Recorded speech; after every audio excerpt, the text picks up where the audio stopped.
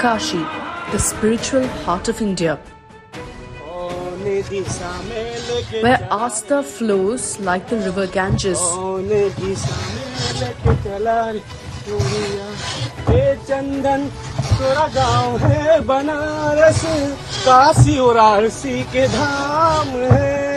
Our final election express stop is in Varanasi. चलिए भैया election express जा रहे हैं. Prime Minister Modi's constituency, where Vikas is the #1 agenda. On the election express finale, the voice of Kashi. For one last time this election, let's get this show on the road.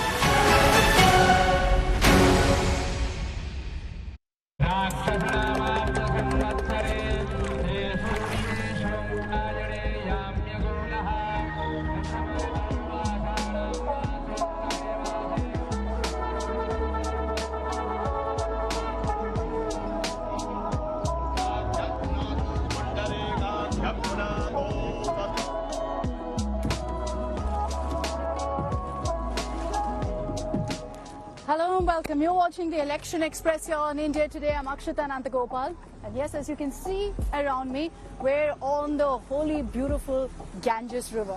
I'm in the city of Banaras. I've always wanted to come here, heard so much about it. And so far, it most definitely hasn't disappointed. Of course, we're going to be talking about the political battle. But over the next half hour, I want to focus on getting you the voices from here, from beautiful Banaras, on the issues that people face, on what they want addressed, on how happy they are with the current government, or if they feel that, there's a lot more work that needs to be done. I'll be speaking to also the boatmen of Varanasi, whose work I'm currently doing, because, hey, like I've said in many other episodes, we do whatever it takes here on the Election Express to get to the story, including rowing, which I must tell you is supremely hard.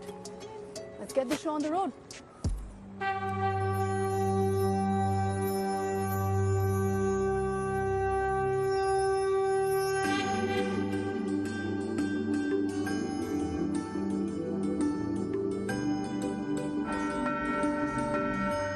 The spiritual hub of India turned now into the political hotbed of the country ahead of the last phase of polling.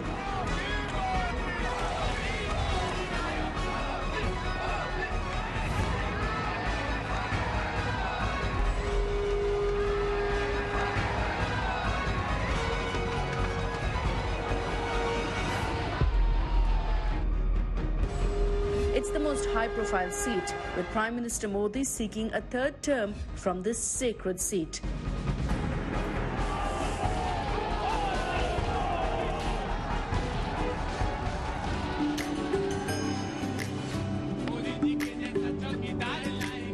And Varanasi is packed. With the revamp of the Ghats, the Kashi Vishwanath corridor, the city is now teeming with tourists. Any visit to this ancient city has to begin with the Ganga, and that's exactly what we do.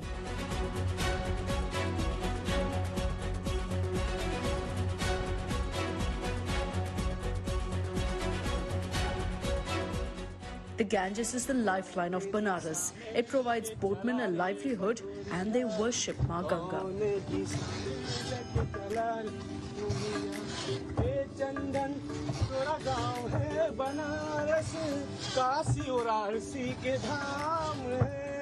We're in the beautiful Ganges, and I have with me the men who essentially travel along the Ganges almost every single day, every single hour actually, as they ferry tourists as they go about their work and chores. They're called Malla in Hindi, which means boatmen. So let's speak to some of them, understand the issues that they face and whether they've actually seen a difference in their life in the last 10 years. नमस्कार, आप पहले बताइए हमको कि यहाँ पे आपके लिए क्या स्थिति है अभी? क्या कुछ चेंज हुआ है, कुछ परिवर्तन हुआ है 10 साल में? देखिए, काशी में 2014 के बाद बहुत ज़्यादा परिवर्तन है। यहाँ पे यात्री बहुत आने लगे, लाखों की संख्या में यहाँ पे टूरिस्ट आने लगे। जब हम लोगों को एक दो टूरिस्ट मिल जाए तो लगता था कि आज हम लोगों को कुछ मिला है।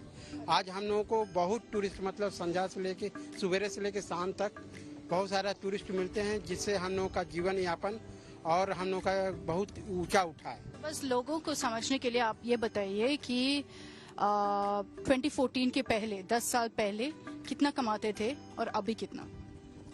अभी हम लोगों का कम से कम 3 गुना 4 गुना कमाई बढ़ गया है। लेकिन जब मोदी जी आते हैं तो काशी के लोगों के लिए भोजन लेके आते हैं।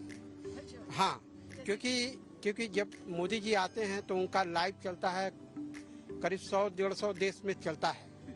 और देश में जब लाइव चलता है तो जो काशी को लोग देखे नहीं हैं वो लोग देखते हैं। हम भी आ गए वैसे। हाँ, आप भी आ गए। जैसे कि मेरा प्रोग्राम 2016 में जब प्रधानमंत्री जी घूमे थे तो जर्मनी और अमेरिका में हमारे परिचित लोग, हमारे यात्री लोग हमको देखते हैं। हाँ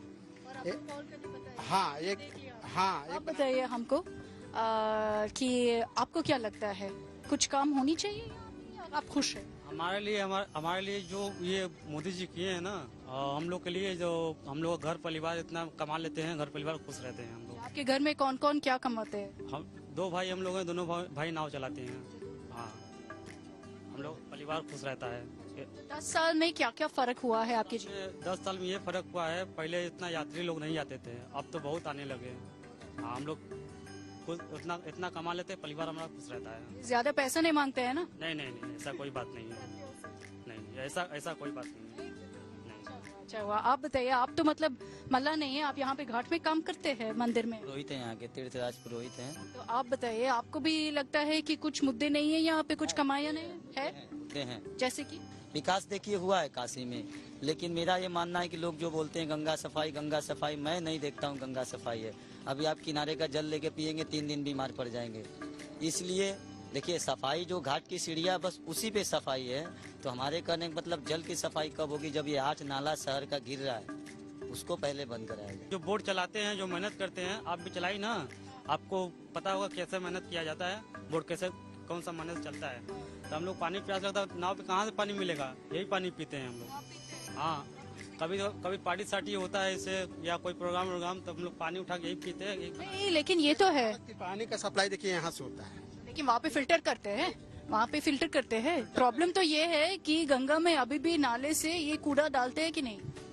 कूड़ा लोग डाल रहे हैं, लेकिन रोज सफाई होता है। कुंटलों कूड़ा जो है कि रोज का रोज सफाई हो रहा है, यही परिवर्तन है। ये मल्ले सब बोल रहे हैं कि पीते हैं ना, ये मैं मान रहा हूँ, गंगा सफाई हुई है, गंगा साफ भी है, घाट भी बहुत साफ है। पहले ऐसा नहीं था, घाट का भी सुंदरीकरण हुआ है, रोड का भी चौड़ीकरण हुआ, लेकिन जो नालाएं गिरता है इसको बंद कर, कुछ चीजें अभी भी कमियां हैं madam.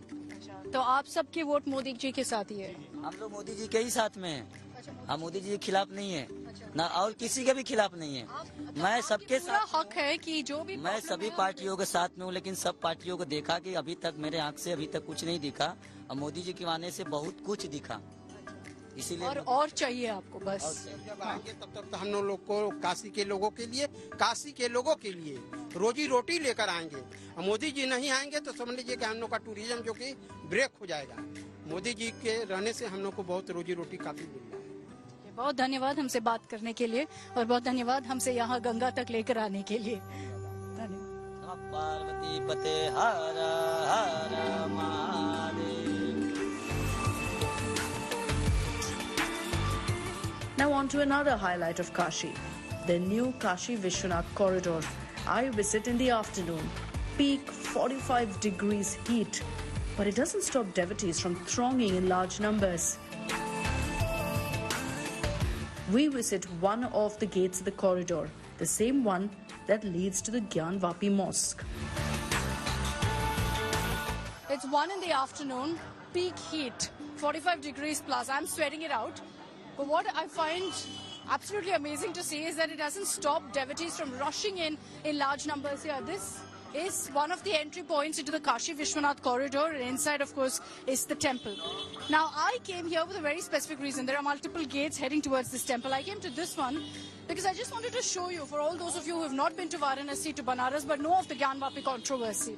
Let me show you how close Gyan Vapi is actually to the temple. So this is the gate. I'm walking right through the entire area. For devotees to offer prayers inside the temple, they enter from this particular point. And it's the same point from which people who also go to Gyan Vapi enter. You see behind there, between the two buildings, just a small portion of the mosque that's visible. So it's within essentially the Kashi Vishwanath complex. It's within the entire area, within the corridor that the mosque lies. Security, of course, is very high in this region, especially because of the fact that now you've got a court case going on, which is why we can't take our cameras in. But I was, when I came in here, rather surprised to see how it's within this entire premises, which is why I thought I'd show you also how close the Gyanvapi complex is, and how anyone who wants to offer prayers at the mosque or at the temple will have to enter from the same point. We travel through the heart of Varanasi, parts where it's simply impossible to drive around. Sometimes on a bullock cart, sometimes in a car, sometimes in a cycle rickshaw. We do whatever it takes here on the Election Express to get to our story. It's 45 degrees plus, sweltering heat. I feel bad for the poor gentleman in front of me. This is his livelihood, but imagine doing this in this kind of peak heat. Bhaiya ji, aap theek hai? हाँ ठीक है madam, ठीक है। हाँ गर्मी में बहुत ज़्यादा है मैडम। कितना चुनाव के गर्मी के बारे में बताइए, किसके लिए वोट देंगे आप? हम तो वोट किसको बताए मैडम? मोदी भैया को। अच्छा ठीक है, चलिए चलिए हम जाते हैं। He is giving his vote to Modi भैया. Let's find out what the other people of Varanasi have to say. चलिए भैया, इलेक्शन एक्सप्रेस जा रहा है।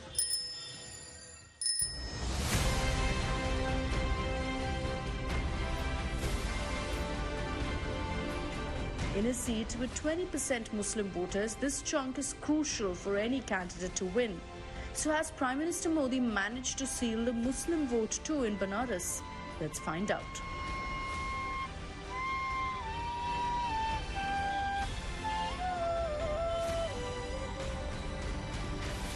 Very close to the temple, in an area called Madanpura, which is where all of your sari work takes place. It's largely a Muslim-dominated area, and it's like just a stone's throw away from the temple. Let's speak to some people here. अरे बनारस में हुआ क्या नहीं है बताइए आप। आज से 10 साल पहले फोटो उठा लेके देख लीजिए आप। कंपैरिजन कर सकते हैं, एकदम आराम से करते हैं। जस्ट 10% भी पहले का चीज नहीं रह गया, पूरा 90 पूरा बदल गया पूरा। रोड में सफाई भाई हो रही, दिन भर में 3 दफे झाड़ू लग रही है। हाँ, और कितने आदमी का आवास बन गया। अच्छा काम कर रहे हैं। हाँ, मोदी जी अच्छा काम कर रहे हैं। विकास हुआ है यहाँ पे आपके लिए? हम लोग का बहुत विकास हुआ है, बहुत हुआ है। बहुत हुआ है, खुश है? बिल्कुल खुश है। अच्छा, क्या क्या हुआ है? अरे क्या क्या बताए, बहुत हुआ है। बैठने भूखे लोग मर रहे थे, सब खाना खा रहे हैं अब। अच्छा, कॉरिडोर बन जाए, हर दुकानदार की दुकानदारी चल रही है। दवा वाले भी बड़े आदमी हो गए। अच्छा, बहुत बड़ा आदमी हो गया यहाँ। लाऊ बड़ा आदमी हो गया, कहे यात्री लोग आ रहे, लाऊ ही दवा दो, लाऊ दवा दो। अच्छा, तो आप खुश है मोदी जी के साथ? एकदम खुश है, हम लोग मोदी जी के आदमी है। अच्छा, मोदी जी के आदमी है आप? मोदी जी जब भाजपा नहीं रहे, उस जमाने के भाजपा ही हम। अरे वाह, तो आप उनके लिए ही वोट देंगे? बिल्कुल उन्हीं को देते ही हैं। 24 घंटा बिजली दे रहे हैं, रोड बना रहे हैं। बिजली आता है? हाँ बिल्कुल 24 घंटा बिजली। वैसे तो लोग बोलते हैं सिर्फ मंदिर बनाते हैं और कुछ काम करते हैं। वो सब जो वैसे लोग रहते हैं वो सब अपना कहते हैं, हम लोग ये सब बात नहीं करते। जिनको काम नहीं दिखता वो लोग बोलेंगे। आप बताइए हमको कि क्या यहाँ पे कुछ विकास हुआ है आपके लिए? यही विकास हुआ है कि हिंदू मुसलमान हुआ है। रोजगार बिजनेस सब एकदम खत्म हो गया, रोजगार बिजनेस है ही नहीं। तो आपको लगता है कि ज्यादा हिंदू मुस्लिम हुआ है? हाँ, जब से आप आए हैं तो उनको वही अच्छा लग रहा है, हम लोग को वही अच्छा लग रहा है। अभी सरकार से खुश नहीं है? नहीं, बनारस में क्या देखेंगे, सबसे बड़ी रोजी रोटी देखना है और क्या देखना है। रोजी रोटी नहीं तो बनारस बेकार है। तो वो नहीं है? नहीं, एकदम नहीं, सब भूखा मर रहा है तो नहीं सब का। हाँ, आपका क्या हो रहा है? हम इसमें राय क्या दें, विकास तो अपनी जगह पर वो है ही है, लेकिन रोजी रोजगार नहीं है। इसके लिए जो समस्या खड़ी है, हिंदू मुसलमान दोनों आदमी इसमें परेशान है, ये चीज है। विकास हुआ है, इसमें कोई शक नहीं है, विकास हुआ है, लेकिन रोजी के लिए लोग परेशान है। हिंदू मुस्लिम दोनों इनके खिलाफ हैं।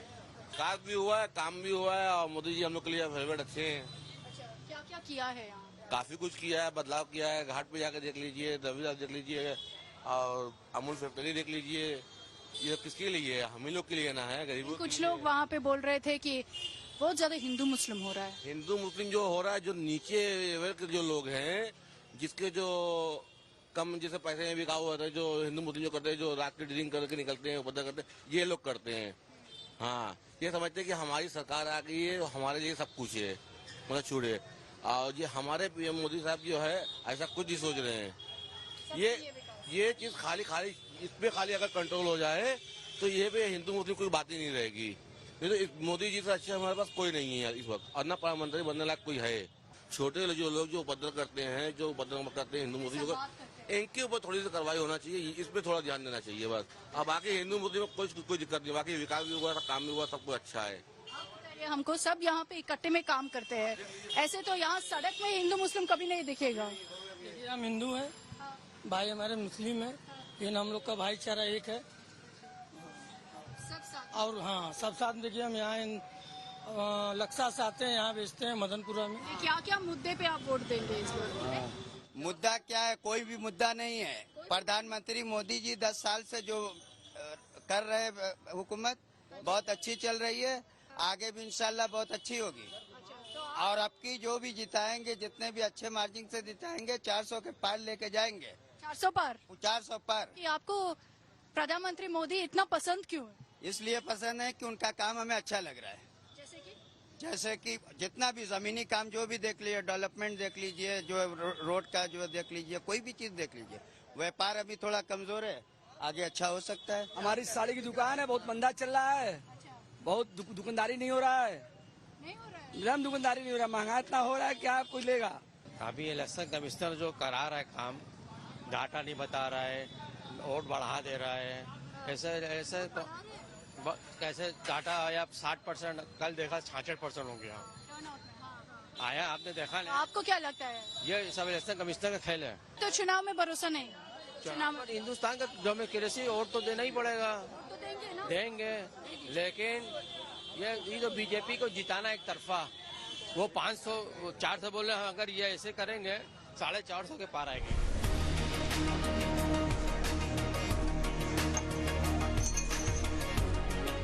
Banaras loves its politics as much as their chai. Many would argue that the term Chai Pe Charcha actually started off courtesy this tiny shop. You know, there are shops here in Banaras that have stood the test of time. Small hole in the walls, but obviously the most popular, like the one behind me as well. Let's go in because I can already hear the endless political discourse inside, because I hear the favorite morning topic here is always Chunav, is always politics. Let's go.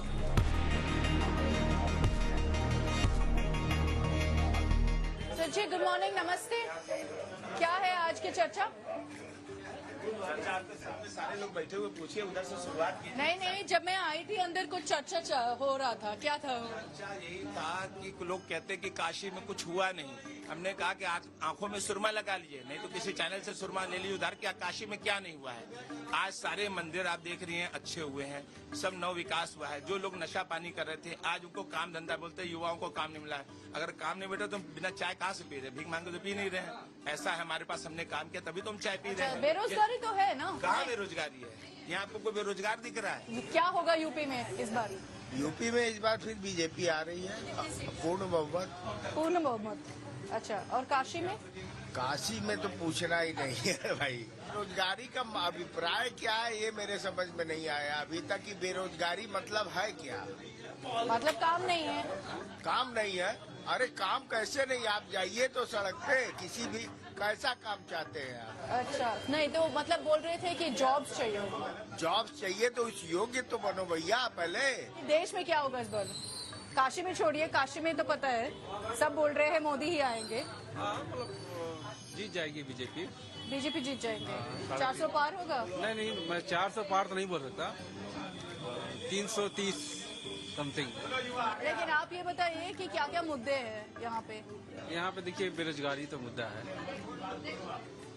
बेरोजगारी की मुद्दा है। हमने आपसे कहा तो कि ज्योतिष बचपन में कोई कह देता है माँ बाप को कि आपके बच्चे के हाथ में राजयोग है, हम बैठे रहेंगे तो बेरोजगारी नहीं रहेगी, काम कीजिएगा ना। तो बोल रहे हैं बेरोजगारी नहीं है? नहीं है, मुद्दा है बेरोजगारी, तो हम तो बोल ही रहे। अपनी थिंकिंग है लोगों की। अभी बहुत सारी वैकेंसी देखिए, यूपी में टीचर का वैकेंसी फुलफिल नहीं किए लोग हैं, वो बेरोजगारी मुद्दा तो है। कि बेरोजगारी है कि नहीं, बोल रहे हैं कि नहीं है? बेरोजगारी उतनी अब नहीं है, बात को समझिए। अच्छा, कम आप अगर एबिलिटी हैं तो आपको जॉब मिलेगी। कल भी वही था, आज भी वही है, लेकिन कल उतना नहीं था। आप समझिए, आज के हमारे घर में भी है, बड़े भैया लोग डिप्लोमा कोर्स क्या क्या कोर्स नहीं किए हैं, फिर भी आज वो भटक रहे हैं। नॉर्मल से सिर्फ ट्यूशन पढ़ा रहे हैं, नॉर्मली यही सब कर रहे हैं। तो ये कहने का मतलब बेरोजगारी अब उतनी नहीं रह गई है, समझिए। आज सब कोई व्यवसाय अपना छोटा ही मोटा कर रहा है। आप देखिए बनारस में कई जगह, काशी में देख रहे हैं कचौड़ी की दुकान खोल रहे हैं, उन लोग को अब माइंड आएगा कि मुझे व्यवसाय करना है। भारत एक अकेला ऐसा देश है जो आज की डेट में नए डेली नए रजिस्टर्ड हो रहे हैं। क्या रजिस्टर्ड हो रहे हैं वो आप लोग को भी पता है। तो अब बेरोजगारी कहाँ से रह गई? पहले से काफी कुछ बदलाव हुआ है यहाँ पे। अच्छा बदलाव हुआ है। 4 साल में बहुत कुछ बदलाव हुआ है। जब से आया हूँ देख रहा हूँ, जैसे विश्वनाथ कॉरिडोर है और भी व्यवस्था जो घाट है, साफ सफाई और इनमें काफी बदलाव हुआ है। यहाँ पे थोड़ा सा इंफ्रास्ट्रक्चर डेवलपमेंट हुआ है बनारस में, प्रॉपर बनारस में तो हुआ लेकिन है। उसके बाद कुछ हुआ है? जहाँ तक ये अनएम्प्लॉयमेंट का प्रॉब्लम है वो तो है, अनएम्प्लॉयमेंट तो है बिल्कुल है। तो सब लोग देख रहा है, धुआं उठ रहा है, इसका मतलब कुछ न कुछ तो बात जरूर है। अब क्वालिटी ऑफ एम्प्लॉयमेंट नहीं मिल रहा है। ऐसे लोगों को कोई मान लीजिए MSc किया है तो ट्रॉली खींचेगा हो या पकौड़ा बेचेगा, नहीं ना बेचेगा। उसको क्वालिटी ऑफ जॉब नहीं मिल रहा है, तो अनएम्प्लॉयमेंट इसलिए हम कहेंगे इसको। बेरोजगारी उतनी कमी नहीं है, मेहनत करने वाले की कमी के कारण बेरोजगारी की बात हो रही है। एकदम सहमत है। 2 बार रोजगार अपनी मेहनत के हाथ में है। सरकार का काम है उसका व्यवस्था देना, सड़क, बिजली, पानी, साधन सुविधा आने जाने की, तो वो सारी व्यवस्थाएं, डर मुक्त, भय मुक्त माहौल देना, मेहनत करके अपना करना, तो वो तो व्यवस्था मजबूत है। लेकिन कुछ लोग को लगता है कि सरकार से जॉब क्रिएशन का भी रिस्पॉन्सिबिलिटी नहीं, उसकी संभव नहीं है, पूरी संभव नहीं है कि सरकार वैकेंसी निकाल दे, भर दे, उनकी पेमेंट भी करनी है, सब कुछ करना है।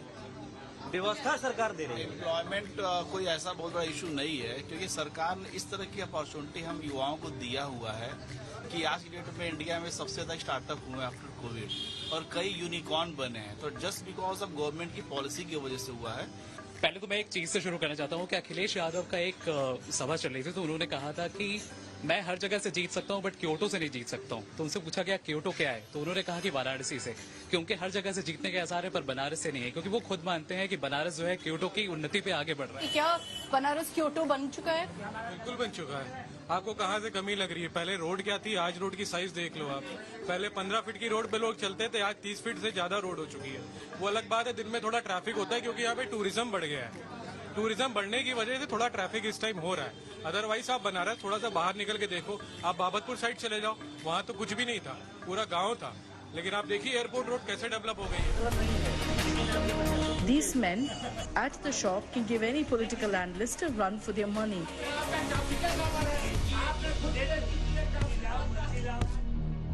As the sun sets, we make our way to the Dashashwamedh Ghat, a sense of nostalgia, as today marks the end of my election journey.